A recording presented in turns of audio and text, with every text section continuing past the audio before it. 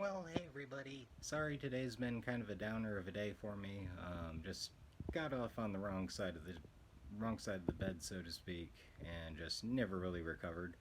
Um, Also, kind of have a weird physical sickness too. I don't know. It's whatever. Anyways, long story short, at the towards the end of this not so wonderful day, suddenly my mom gets a message on Facebook, and it's for the tomato sales. I started selling tomato plants for $1 a piece a few days ago, and I've sold a few, but not very many. And then, yeah, this guy calls up my mom. I'm really not in a good place today, so I was like, I'd thank her for handling that for me. I really needed that today. And anyways, he comes over.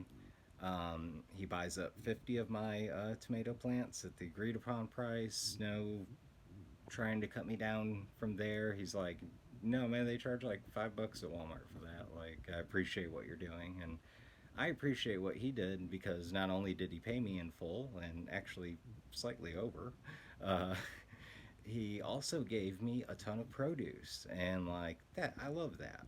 Like, I think that food as a hey, do y'all want some food? I have extra. I like that. I agree with buying food too for reasonable prices. I just don't agree with this whole inflation thing that it happens. It's happened throughout my whole lifetime. It's happened in the lifetimes of people before me. And I'm sure that as long as capitalism lives, it will continue long after me. But I still don't like it, and I still don't think that inflation has to exist. And it is in my humble, uneducated opinion, I will say that inflation doesn't exist unless you participate in it. Maybe I'm wrong. I'm sure it still exists out there, but I'm saying for you personally to be affected by inflation, I feel it's something you have to buy into. Um, I don't know. I don't know where I was going with that beyond the fact that I refuse to sell my plants for anywhere near the prices that major stores who have way more money than me charge, because I think that's wrong.